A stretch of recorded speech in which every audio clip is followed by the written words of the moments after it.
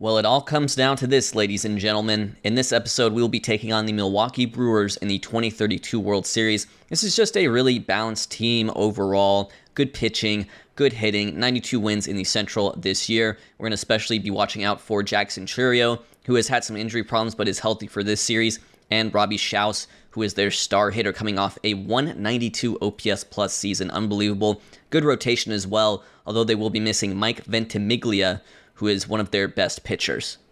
A hobbled Chris Baker will return to our lineup, but we'll have to do it without our closer, Chris Pereira. No word on his injury just yet. This matchup will be between Brett Renfroe and Ty Madden.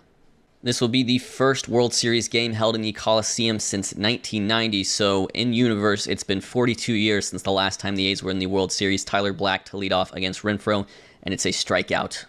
Chris Greer to lead off against Madden in the second. And that ball is flubbed by the first baseman, and that'll be our first base runner of the day. Mark Cox up next. Cox is going to hit one to the shortstop, one away. Dave Sochi up next, and that ball is going to get away from the catcher, Carroll, and we will have the runner advancing to second, and that's Greer. Sochi still hitting. Sochi hits one to the right side of the infield. That'll advance the runner to third, but there are now two outs for Ezekiel Tovar, the hero of the ALCS, but unfortunately that is not going to get the run in. 3-2, the score is 0-0. Brett Renfroe only at 39 pitches. He'll face Christian Encarnacion Strand in the top of the fifth. That is a strikeout. Pat Corpse up next. And Corpse has a hit up the middle.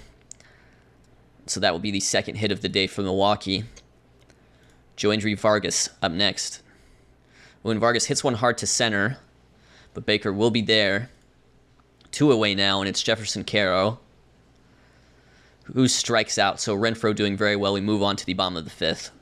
We will let Renfroe face Spencer Jones. Spencer Jones, a ground out to first base. One away. It's tough because Renfroe's been so good, but the game is so tight. You know, we don't know when to turn it over to the bullpen necessarily. Encarnacion Strand up next. He's going to ground out. That brings up Pat Corpse. Fantastic ending to Renfroe's day. He is brilliant, but this game is still tied. Milwaukee's closer, Tink Hence, is on for the bottom of the eighth. We could definitely use a run here, or any form of offense. Tamar Johnson to lead off. A dribbler back to Hence, who makes the play, one away. Daniel Cuvée up next. Cuvée, same outcome, a ground out to the shortstop. Two away, Chris Greer. And Greer grounds out to the right side. We'll move on to the ninth, still scoreless. David Rivera still not warm enough for Schaus. We don't have a mound visit to warm him up, so we're going to let Ullola pitch to Schaus. Could be a dangerous moment here. And Schaus does hit one hard to the third baseman, Cox, but he makes the play, and now Rivera is ready. And we'll put him in to face Spencer. Will we put him in to face Spencer Jones? That's my question. Yeah, we will. We will. No need to overthink it. We're going to walk it off in the bottom of the ninth anyways. Spencer Jones hits one to the gap off Rivera. And that is going to be extra bases. So Milwaukee here with a chance to take the lead heading into the bottom of the ninth inning. And it'll be Rivera versus CES, Christian Encarnacion Strand, who hits one to right. Stay in ball. It does not stay in. Christian Encarnacion Strand with a two-run home run in the top of the ninth. David Rivera blows it. Heartbreaking here. Bats haven't been able to get anything going out. Pat Corpse does strike out, but we're going to need two runs in the bottom of the ninth. Mark Cox to lead off against Tink Hence. It was a heartbreaking top of the ninth. Mark Cox hits it to the third baseman, Pat Corpse. That is going to be one away. Dave Sochi up next. We need a base runner here. Sochi to the right side, hits it hard, but that'll be fielded by CES. Two outs, Ezekiel Tovar down to our last out. Tovar hits it to the shortstop. He makes the play, and the Brewers will take game one. Bats just couldn't get anything going in this one. Only 3 hits for the Athletics. Brilliant start by Renfroe, 7 innings scoreless with 8 strikeouts. We turn it over to Ullola, but it's David Rivera who blows it in the end. Although, to be fair, our bats couldn't get anything going. Still, we would have liked to seen Chris Pereira in those tight spots. Pereira's injury is confirmed. It's rotator cuff inflammation. This is bad news in the sense he is done for the year, but good news in the sense that he will be ready for spring training. However, we will have to bring in an injury replacement. That injury replacement will be Chase Lee, who was originally left off the playoff roster due to poor regular season performance. Game 2 coming at you next. After a rough loss in Game 1, we will face off against Jesus Luzardo, which means Jeremy Okoro is in the lineup for Dave Sochi. Jared Jones is on the mound for us, but it's on short rest, so we may only get him like one time through the order, and then maybe Mike Drake one time through the order. We don't know how we'll handle it necessarily, but he's on short rest because of the injury to Pereira, which led us to putting in Pitzer in Game 7 of the ALCS. So Pitzer not ready to make this start, so it has to be Jared Jones instead, facing Jesus Luzardo. Not sure how long Jones can go in this game, but he will start facing Tyler Black, who has a leadoff single on an 0-2 pitch. It's going to bring up Jackson Churio. That could be a double play ball, but Churio does run well, so it'll just be one out. Robbie Schaus, the dangerous left-handed hitter, up next. He hits one to center, and Baker can't quite get there. So it's going to be runners on the corners. Someone had to be taken out of the ball game. Who was it? They did have to take someone out there. Thomas Sosa is going to be at third base now. I think Churio they had to take out. But it's going to be runners on the corners for Spencer Jones. Looks like the Brewers had to take out Churio there. It's going to be Thomas Sosa the rest of the way. A lot of lefties now at the top of the lineup. We can use that to our advantage later. But Jared Jones versus Spencer Jones, a scoring threat already with one out, runners on the corners. And Spencer Jones hits it hard, and already the Brewers have opened up the scoring here. At least one run will score on that, potentially two. And it will be two as the runner goes for third. And so 2 runs early here for the Brewers. Christian Encarnacion Strand up next. He will strike out. So that's going to be 2 away. And it's going to be Pat Corpse, the third baseman, who walks. So runners on the corners again. And Jared Jones laboring here in the first inning. Joendry Vargas is up next, and he will walk as well. The bases are loaded. 31 pitches for Jared Jones in this inning. You can see the effect that has had on him in short rest. We're going to have to get somebody warmed up. That somebody is going to be Mike Drake already. We don't want to see this game fall apart before we even bat. It'll be Jones to face Jefferson Caro. Caro hits it to left, but it will stay in.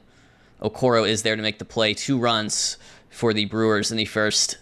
Jones will face Luis Guerra to start the top of the second, and Luis Guerra hits this one to the gap. It's just not been the outing for Jones. Maybe starting him on short rest was misguided. Maybe we should have just started Mike Drake. I don't know.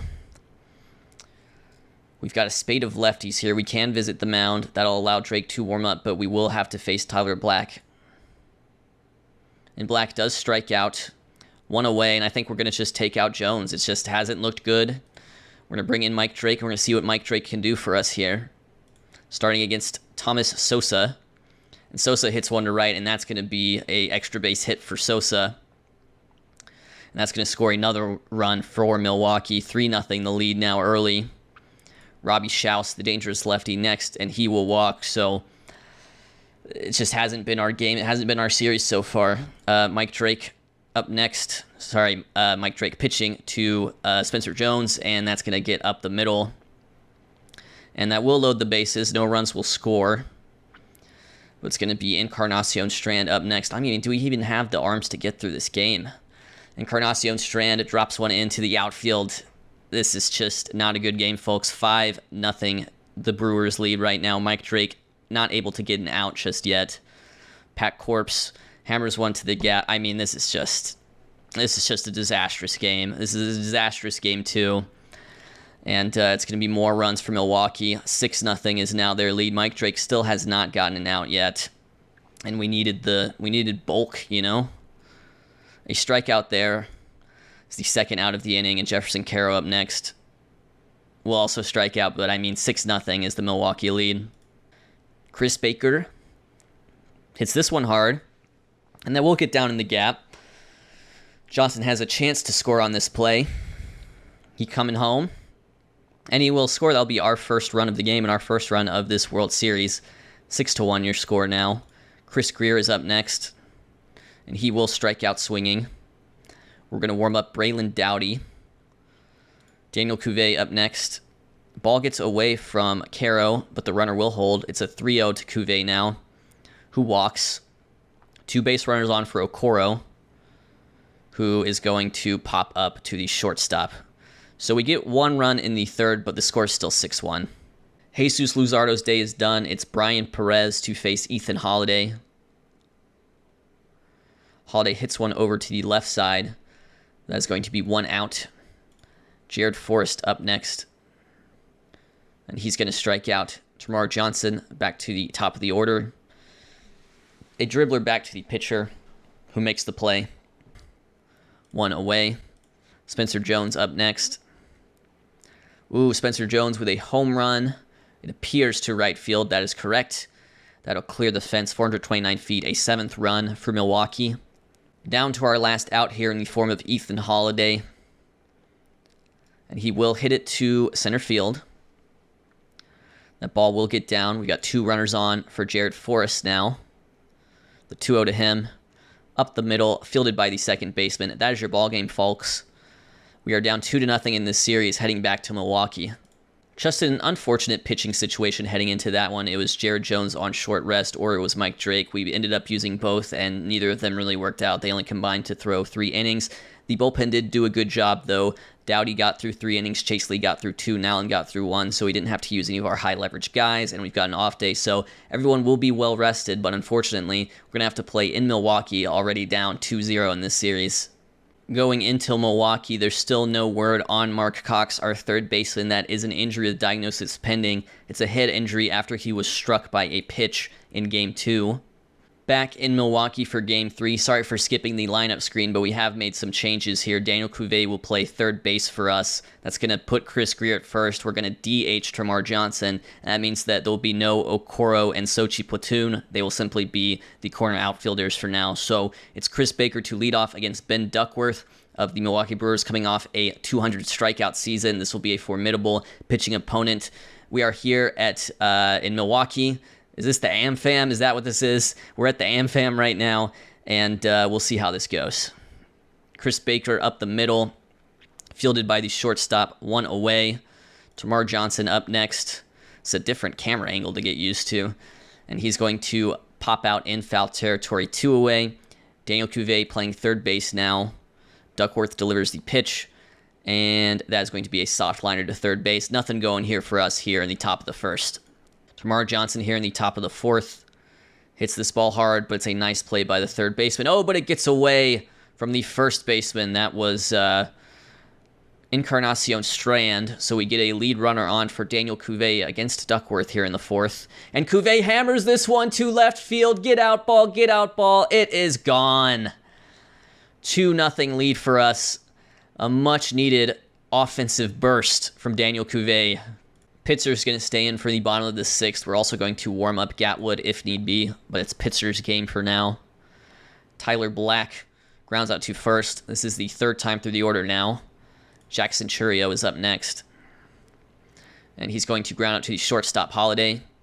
That is 2 away. And then it's going to be Robbie Schaus, the dangerous lefty. Schaus hits one to left, and that could be extra bases. Down there in the corner is Okoro, and it will be a stand-up double for Schaus here with 2 outs. Spencer Jones, I think this may be the last batter that Pitzer faces regardless. And it's going to be a strikeout, so nice outing from Pitzer. He gets us through 6 scoreless. Gatwood is in for the bottom of the 7th. He will face Christian Encarnacion Strand. 2-0 still the score in this game. And CES hits one to right, but Sochi will be there, 1 away. Pat Corpse is up next. And Pat Corpse unloads on this baseball, and that is going to cut our lead down to 1. 420 feet down the left field line.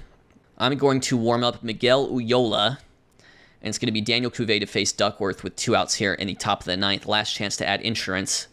And it's going to be a pop-up, so a complete game potentially for Duckworth here. But he could be in line for the loss. It depends what happens in the bottom of the 9th. The blueprint is clearly there for us. We're going to let Rivera face Jones, and it'll be Uyola after that. Bottom of the 9th, trying to lock down this save. And it is going to be Jones hitting it hard, but right at Sochi, thankfully. that prompts us to bring in Ulloa. It'll be Encarnacion Strand here with 1 out in the bottom of the 9th. And we'll see what happens. He'll strike out. We are 1 out away. It's going to be Pat Corpse, who homered.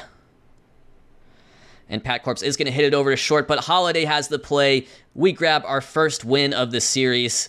2-1 is your score, and 2-1 is your series score. That was a must-win game on the road, and we do manage to win it. Pitzer was brilliant. Ulloa locks down the save. I do feel bad for Ben Duckworth, though. He goes 9 innings pitched, 2 runs allowed, only 1 of which was earned, and that was the Cuvée home run. The Cuvée home run was earned, but I think whoever reached base before him was on some sort of error, so that hurts for him, but we win this game 2-1, and we needed it. No word yet on Mark Cox rolling into Game 4, so we're going to roll with the same lineup that's going to include Cuvée at third base and Greer at first base. Crucial Game 4 incoming here. It'll be Alexis Cisneros versus Josh Steffen. Josh Steffen had a 2.24 ERA for Milwaukee, but that was primarily out of the pen. He only started 4 games for them all year, so that'll be an interesting conundrum for them to handle. Meanwhile, we're going to rearrange things a little bit defensively. It'll be the same lineup, but we're going to do Tovar shortstop, Holiday third base, Johnson second base, and that'll allow Cuvée to be first base and Greer DH. So that's how we're going to do things going into Game 4, still in Milwaukee. Chris Baker leading off here in the top of the first. His at-bat versus Steffen is going to go to full count. You can see a beautiful flyby of the AmFam. And it will be a leadoff walk for Baker. Termarr Johnson up next. He will strike out. It's going to be Daniel Cuvée here in the top of the first. Runner on, 1 out. And Cuvé's going to hit one up the middle, and all of a sudden we have a little scoring threat going here. And Baker wants to go 3. And he will. So we'll have runners on the corners with 1 out. Chris Greer at the plate. And Greer's going to hit one to the right side of the infield, and unfortunately it's going to be a double play ball. We do not score in that inning. Cisneros to face Spencer Jones here in the bottom of the 4th. The game is still scoreless. And a strikeout there. Christian Encarnacion Strand to follow. He strikes out as well, looking, and it's going to be Pat Corpse, the third baseman. And Corpse is going to ground out to our new third baseman, Ethan Holiday, through 4, 0-0 your score. Top of the 7th, it is still a scoreless game, only 5 hits between these two teams. Tovar to lead off against Josh Steffen.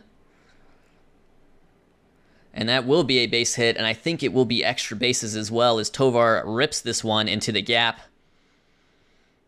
And he will slide in with the double. Chance to score here. Dave Sochi. Ooh, hits one to left, but that'll be no problem for the left fielder. I believe that's Black out there.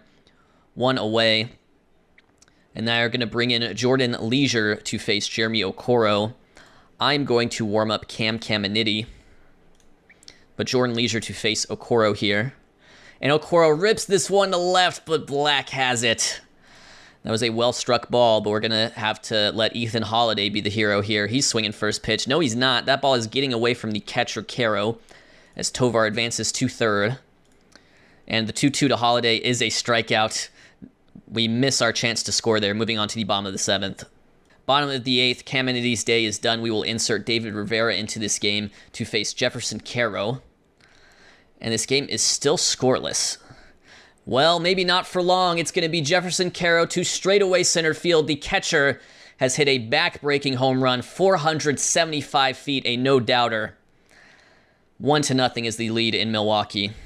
Churio wanting to swing first pitch here, and he will.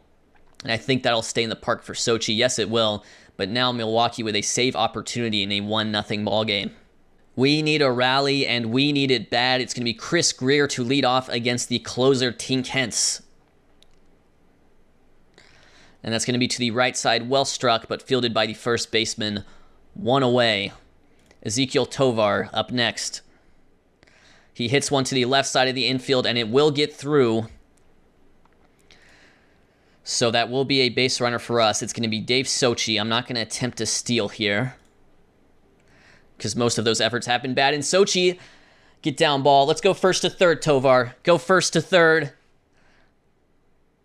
And he's safe. We've got runners on the corners for Okoro. Okoro, we just need a productive out. It could be a deep fly ball. Tink Hentz versus Okoro here in the top of the 9th. And Okoro sends one over to the right side. It's a potential double play ball, and they turn it. The Milwaukee Brewers win this one. They go up 3-1 in the series. The Bats just can't get going. The Bats have just done absolutely nothing in this series. We've been shut out a couple times already. Cisneros, a great start. Rivera blows the save again. We're missing Pereira, but also, we can't win the game if we don't score. And we haven't scored. So Stefan shuts us down, hence gets the save. And we are facing elimination, down 3-1 in this series. We do finally get the word on Mark Cox. It is going to be a concussion. He'll be out for 2 weeks. That'll end his season, and we'll be able to call up a infielder to add to the roster. And I've decided that infielder is going to be Danny Kennerly, who joins us for Game 5. Tyler Black leading off the bottom of the first against Renfroe, and the 3-0 pitch is going to be a leadoff walk. It's not how you want to start the game necessarily. Jackson Chourio up next, swinging first pitch, and it's a balk on Renfroe. So already there's a runner on second for Jackson Chourio, who does strike out swinging.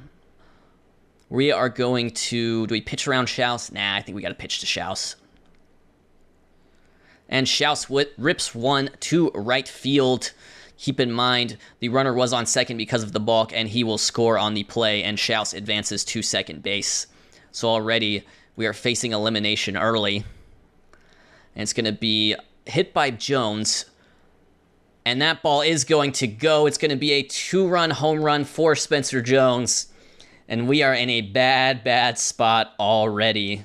Chris Greer leading off the top of the second. That's going to be a ground out. 1 away. Ezekiel Tovar up next. And he is going to hit one to left field. Could it be 2 bases? No, just a single for Tovar here in the top of the second. Sochi to follow. And Sochi hits one to the right side. And that will be a double play. Back to the top of the order for Milwaukee. In the bottom of the third. And Renfroe is going to get Black to pop out to the third baseman. That is Cuvée playing third. I forgot to rearrange the defense. And then when I tried to do it, I was going to lose my DH. So I didn't want to do that. Jackson Chourio up next. Hits one to right. I think Sochi will be there. 2 away. And it's going to be Robbie Schaus, who strikes out. So Renfroe has settled in, but that first inning was crucial. 2 away. Pat Corpse, 3-1 to him. Pat Corpse hits this one to the gap, and that is going to go. That will clear the fences. Pat Corpse, that's another home run for him. 4-0 the lead now in Milwaukee. Ethan Holiday leading off the top of the 6th inning. And he's going to have himself a single up the middle. We need a big rally. Jared Forrest next up. And he will walk. So Ty Madden has a couple base runners on for Chris Baker, 3rd time through the order.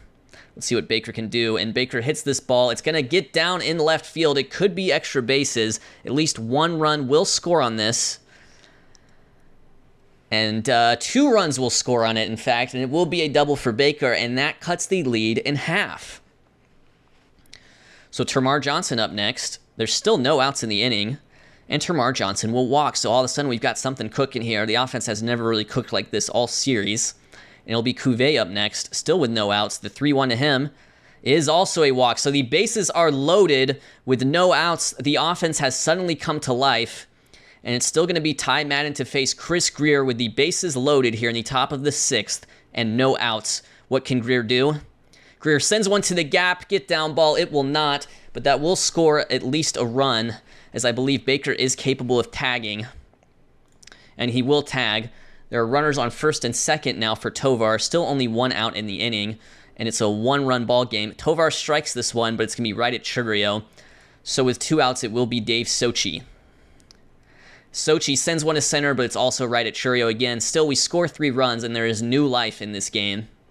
I'm willing to turn to Salcedo here to face Christian Encarnacion Strand.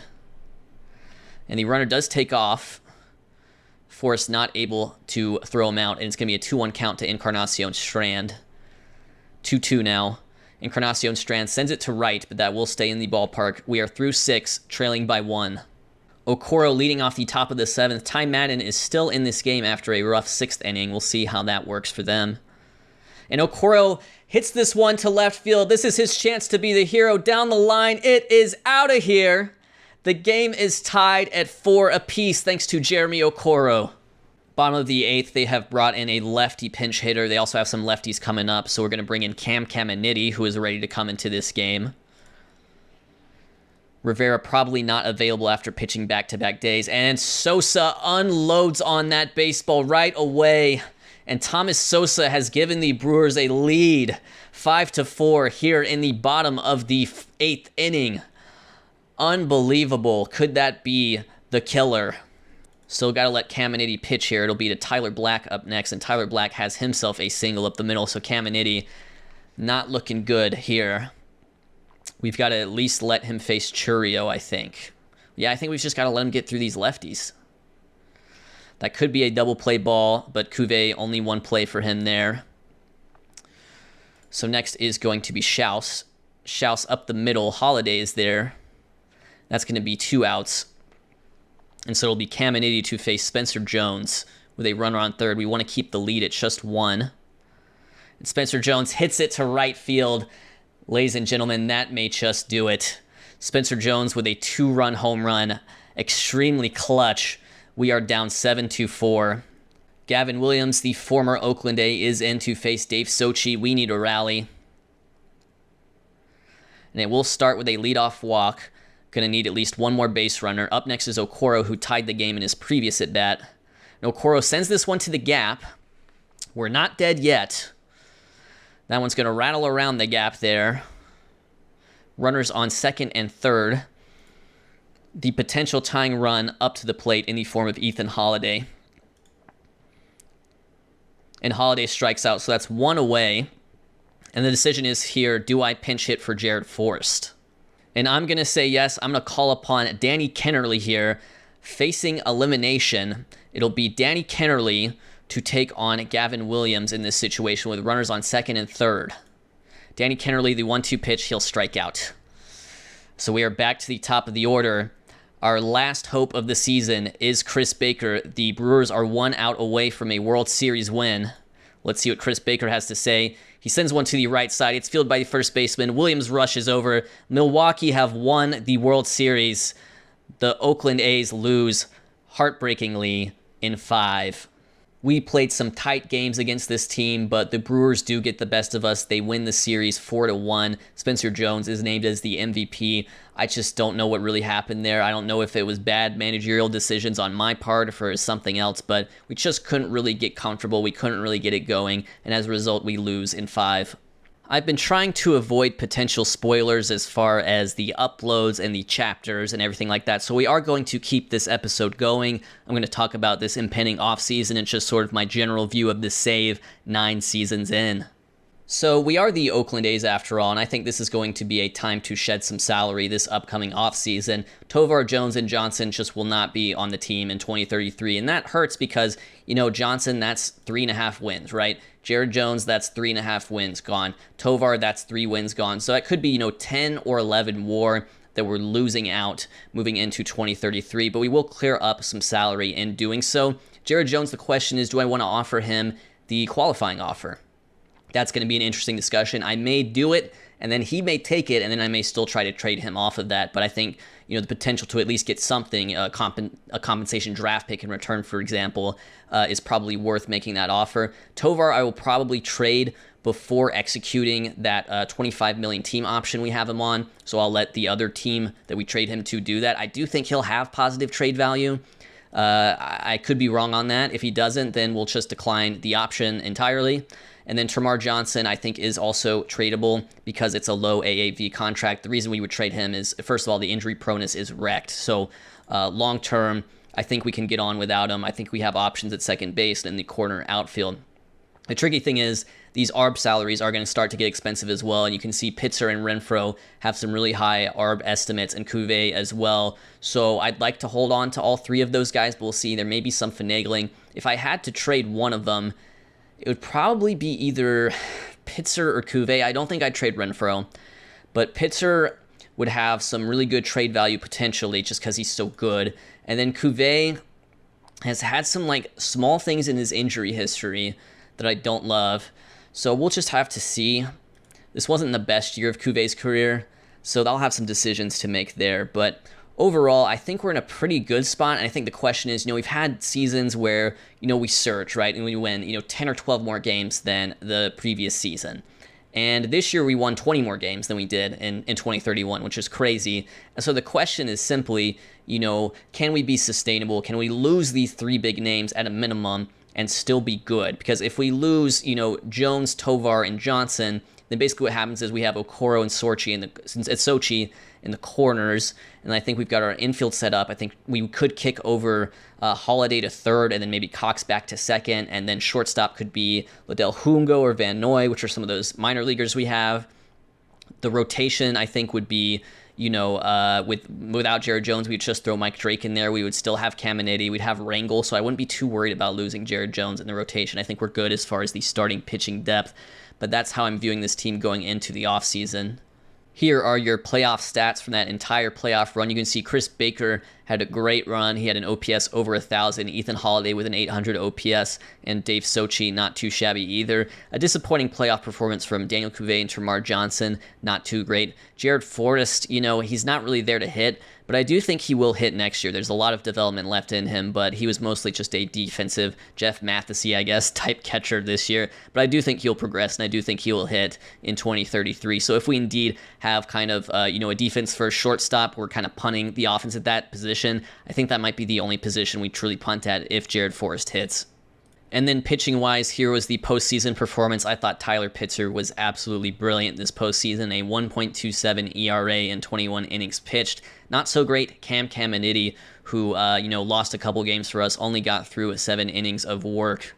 This is also an opportunity for extensions coming up this offseason. And just generally, I don't think I'm going to extend a pitcher. I don't think I'm going to extend starting pitchers. I think we're going to let those guys get up there in the arb years. Maybe we trade them with 1 year left, depending on where we're at in the competitive cycle, and we kind of reshuffle things. But I think with Rangel and Mike Drake, we do have pitching depth. I don't feel the need necessarily to extend pitchers in general. If I'm talking about extending hitters, I think the top priority has to be Chris Greer, right? Even more so than Cuvée, I think Chris Greer would be the guy. He has low financial ambition, so maybe we can get him on a good extension, even coming off of this terrific rookie year. I mean, he's got a good shot to win Rookie of the Year with these numbers, and I think he'd also get down ballot MVP even. Just he drove in 147 runs. That's crazy. That's the top 50 or so season all time in MLB history in terms of that stat. So yeah, unfortunate to lose that World Series. I think there are some scenarios I'll be replaying in my head over the offseason, but I thank you all for watching this series. I know it's been kind of a struggle, right? This was a big, successful season for us, even though it culminated in losing the World Series, but we had 8 losing seasons in a row, and I tore down, I rebuilt, I tore down, I rebuilt. Sometimes we'd win 79 games, and then I'd have to trade everyone who got us there, and then I'd lose, 100 games the next year. So it wasn't really working up until this year, and this year we've got something going, and I learned a lot from you all. If I could have done it differently, knowing what I know now, I wouldn't have started with as stringent of the trade requirements. I started with only 5 trades a year. Now I can make 7. I don't think I would have prioritized keeping around the original Oakland A's as long as I did. We had JP Sears for 5.5 years, I think, and then the turnover had officially begun. And I think really the big thing would have been just shedding the salary so low to get the player development budget and the draft budget up. And that was something I was never quite able to do. We are slightly over the baseline in those, but maybe this offseason will be an opportunity to help with that player development budget. A lot of people are like, bro, just max it. Just max the budget. I mean, we're the Oakland A's, I don't have that much money. I mean, that's the whole point of the series. So I hear you. I could probably have run the team on, all minimum salaries when we were really uncompetitive. But now, I mean, I can't really max out that budget. We've got, all our good players are starting to get into arbitration or whatnot. So it's going to be tricky going forwards. But I thank you all for watching this series. I'm not done yet. I got at least 1 more year in me. That'll be year 10. And we'll just have to see if I have built a sustainable winner.